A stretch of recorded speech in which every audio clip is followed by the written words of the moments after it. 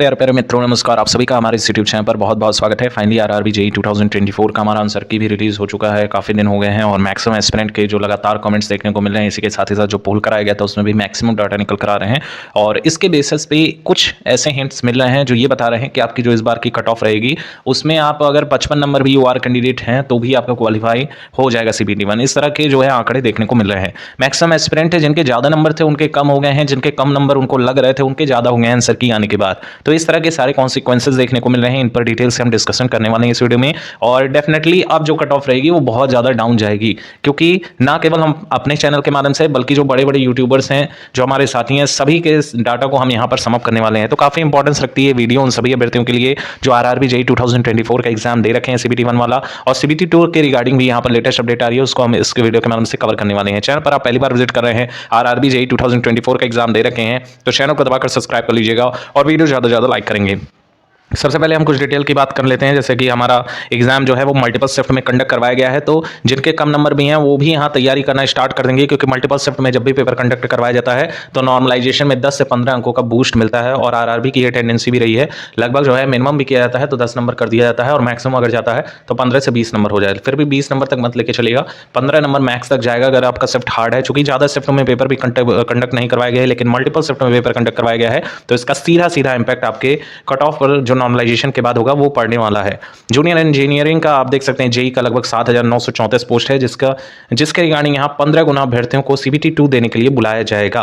तो लगभग 1,20,000 का डाटा यहाँ पर निकल कर आ रहा है कि ये जो कैंडिडेट हैं ये पार्टिसिपेट करेंगे सीबीटी 2 में। तो सीबीटी 2 में भी अच्छी खासी फाइट रहने वाली है। ऐसा नहीं है आपने सीबीटी 1 क्लियर कर लिया है तो एकदम वैसे ही अभ्यर्थी आएंगे जो एकदम पढ़े लिखे नहीं होंगे। ये सभी जो भी टियर 1 क्वालिफाई करेगा, सीबीटी 1 को क्वालिफाई करेगा, वो सब पढ़ने वाले एस्पिरेंट हैं। और सीबीटी 2 में आपका जो लेवल ऑफ डिफिकल्टी होगा और जो पेपर पैटर्न होगा वो सभी आप जान रहे हैं, काफ़ी टिपिकल ही मामला आपका रहने वाला है। तो यहाँ पे अगर आप अभी कोताही बरत रहे हैं, अभी आप डिले कर रहे हैं चीज़ों को कि मेरा पता नहीं सिलेक्शन होगा कि नहीं, सीबीटी 1 में क्वालिफाई कर पाऊंगा कि नहीं, अगर इस तरह के डिलेमा में है तो कहीं ना कहीं आप अपने आप को धोखा दे रहे हैं। और वही वाला हाल हो जाएगा कि जैसे एसएससी सीपीओ का रिजल्ट आया तो कई कैंडिडेट तैयारी नहीं थे, फिर फिजिकल का डेट आ गया तुरंत 10 दिन बाद और 20वें दिन यहाँ दौड़ स्टार्ट हो गई, तो फिजिकल में कई लोग बाहर हो गए जिनके अच्छे नंबर भी थे। तो इस तरह की गलती मत कीजिएगा। और सीबीटी 1 का जो रिजल्ट है वो जनवरी के लास्ट में प्रस्तावित है, तो जनवरी के लास्ट में आपका देखने को भी मिल जाएगा। मैक्सिमम अगर यहाँ पर डिले होगा तो 15 फरवरी से पहले लिखित रूप से आप ले लीजिएगा। 15 फरवरी के पहले आप लोगों का जो रिजल्ट है वो जारी कर देगा आयोग। और सीबीटी 2 का कंडक्शन की बात करें तो मान के चलिए फरवरी लास्ट या फिर मार्च के फर्स्ट या सेकंड वीक तक इसको भी फाइनलाइज करा लिया जाएगा, तो ज़्यादा आपके पास समय नहीं है। नेक्स्ट अगर हम बात करें तो ओवरऑल कैंडिडेट अच्छे खासे पार्टिसिपेट किए हुए हैं, जिसमें मात्र 1,20,000 कैंडिडेट जो है नेक्स्ट ईयर के लिए जा पाएंगे, और मात्र लगभग 8,000 के गुना 8,000 अभ्यर्थी यहाँ पर जॉब ले जा पाएंगे लगभग। बाकी अगर हम कुछ और डेटा की बात करें तो ये जो है अलग अलग जोन की अपने एक डेटा, ये रहा आपका रियल डाटा, आप देख सकते हैं ये 2019 की कट ऑफ है। और ये वाला जो डेटा है ये आपके वैकेंसी को शो करता है कि इस तरह का डिवीजन किया गया है। और चूंकि आप अनुमान लगाइएगा कि हर कैटेगरी में, जिस भी कैटेगरी में, खासतौर पे ईडब्ल्यूएस वाले भाई ध्यान देंगे कि आपको सेंट्रल वाला ईडब्ल्यूएस चाहिए, ऐसा नहीं है आप यूपी वाला भर दिए हैं या फिर आप अपने स्टेट वाला भर दिए हैं तो आपका एक्सेप्ट हो जाएगा। यहाँ पे दिक्कत हो रही है ईडब्ल्यूएस में, कई सब बार ऐसा देखा जाता है मैक्सिमम एस्पिरेंट अपने स्टेट का भरवाते हैं, वही जाके अपडेट कर देते हैं और फिर उनको लगता है यहाँ पर डीवी में वो निकल जाएंगे। तो डीवी में ही यहाँ पर असली खेल होता है। आप सीबीटी 1 क्लियर कर लो, सीबीटी 2 क्लियर कर लो, फिर डीवी वाले में आपको लटका दिया जाएगा। फिर यही होगा कि आपने मेहनत काफी अच्छी खासी की है। ईडब्ल्यूएस नहीं बल्कि सभी कैटेगरी वाले ध्यान से सुनेंगे, अपने कैटेगरी को सेंट्रल वाला बनवा के ही रखेंगे, सेंट्रल वाला ही आपका काम देगा। बाकी अगर हम देखें तो इस तरह के सारे डाटा हमको देखने को मिल रहे हैं, कहीं पे ज़्यादा है कहीं पे कम है। अच्छा, एक और डाटा यहाँ पे निकल कर आ रहा है साथी, हम आपको बताना चाहेंगे जिसमें ज़्यादा वैकेंसी है। जैसे इस वाले जोन में अजमेर में देखिए ज़्यादा वैकेंसी है, तो अभ्यर्थी मैक्सिमम एस्पिरेंट इसी पे अप्लाई किए हुए हैं, इसी जोन से पेपर दे रहे हैं। बाकी आप देखिए बिलासपुर से तो आपका एनटीपीसी वाला भी आया था, तो उसमें बिलासपुर एकदम झुआ भर पूरा एकदम भरे हुए हैं। इस तरह के डाटा देखने को मिला है। 472 है तो कई लोग भरे हैं, चेन्नई जोन से भी कई लोग यहाँ नॉर्थ ईस्ट वाले भरे हैं। तो इन सबों की जो कट ऑफ है समझ सोचिएगा कि बहुत डाउन जाएगी। और ये देखिए कोलकाता का, पश्चिम बंगाल करके 660 वैकेंसी है, तो इसमें भर भर के, और मुंबई का तो एकदम जो कट ऑफ रहेगा वो काफ़ी अच्छा खासा जाएगा। ऐसा नहीं है कि काफ़ी कम कट ऑफ जाएगा, बहुत अच्छी वैकेंसी है, बल्कि आप जो जो है आपका एक्सपेक्टेशन भी नहीं होगा कि इस जोन की इतनी कम कट ऑफ जाएगी, उसी जोन की बहुत कम कट ऑफ जाएगी, ये भी बात निश्चित है। अब यहाँ पर कुछ डाटा आप देख लीजिएगा, 2019 की कट ऑफ है और यहाँ पे देखिएगा अहमदाबाद। अच्छा, 2 सालों का कंपेरिजन कीजिए, 2019 के बाद ये भर्ती आई है और 2015 के बाद 2019-16 था, तो काफ़ी दिनों बाद वैकेंसी आ रही है और कट ऑफ पे भी थोड़ा थोड़ा बढ़ोतरी देखने को मिल रहा है। जैसे इलाहाबाद का 61.45 था, ओबीसी का 54.42, एससी का 47.36 और एसटी का 41.32। इसी के साथ ही साथ लगभग सभी जोन का आप देखिए तो इर्द गिर्द 65 नंबर, 60 नंबर और किसी किसी का तो 50 नंबर भी है। जैसे आप यहाँ पर देखिएगा तो तिरुवनंतपुरम के जो अभ्यर्थी हैं उनका 50 नंबर पे भी इस बार CBT 1 क्लियर होगा, ये लिखित रूप से गारंटी है। और वो भी रॉ स्कोर अगर आपके 40-45 बने हैं तो आपका एकदम फाइनल हो जाएगा। फिर यहाँ पर देखिए तो पटना वाले भाई थोड़ा सा यहाँ पे एजुकेशन बढ़ गया है, जिस तरह का साक्षरता दर था तो बिहार में काफ़ी ज़्यादा बदलाव हुए हैं, शिक्षा को लेके भी बहुत से बदलाव हुए हैं, जिसकी वजह से यहाँ पर जो एस्पिरेंट हैं वो अच्छा खासा स्कोर कर पा रहे हैं। नेक्स्ट अगर देखें तो गोरखपुर जोन का भी अच्छा खासा बन रहा है। अब आप किस जोन से इस वीडियो को देख रहे हैं इसके बारे में जरूर कमेंट सेक्शन में आप बताइएगा, काफ़ी अच्छा लगेगा। और नेक्स्ट वीडियो में हो सकता है आपका नाम हाईलाइटेड भी हो जाए अगर आपके कमेंट्स अच्छे रहे तो।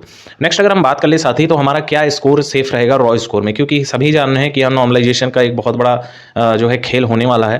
तो यूआर कैंडिडेट हैं और अगर आप जिन भी जोन का लगभग 60 से 65 के बीच पिछले बार कट ऑफ गया था वो वाले अभ्यर्थी तो बिल्कुल ध्यान से देखेंगे।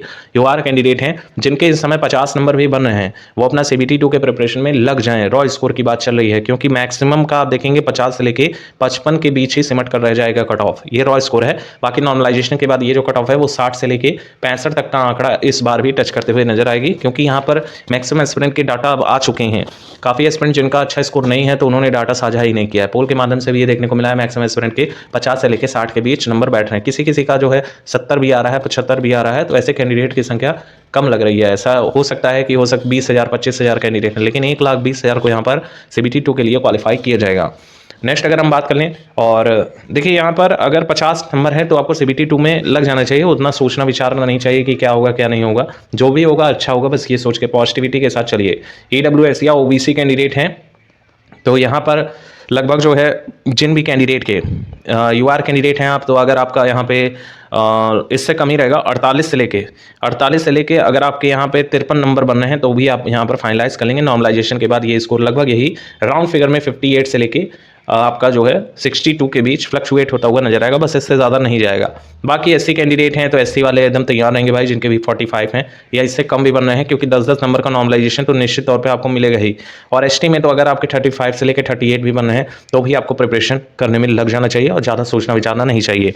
बाकी अगर हम बात करें तो कुछ और ऐसे जोन है जैसे गोरखपुर जोन के अभ्यर्थी हुए तो ये काफ़ी परेशान है, या चंडीगढ़ जोन से आपने फॉर्म अप्लाई किया हुआ है, आप देख पा रहे हैं गुवाहाटी का भी अच्छा खासा जा रहा है और मुजफ्फरपुर का भी 74 गया हुआ है, सबसे ज़्यादा तो पटना का गया हुआ है और फिर रांची का 75 नंबर। अच्छा ये 2019 की बात रही। 2015 वाले में अगर देखें तो यहाँ पर अगर मिल जाए तो देखिए यहाँ पर पटना का ठीक वही कट ऑफ गया है।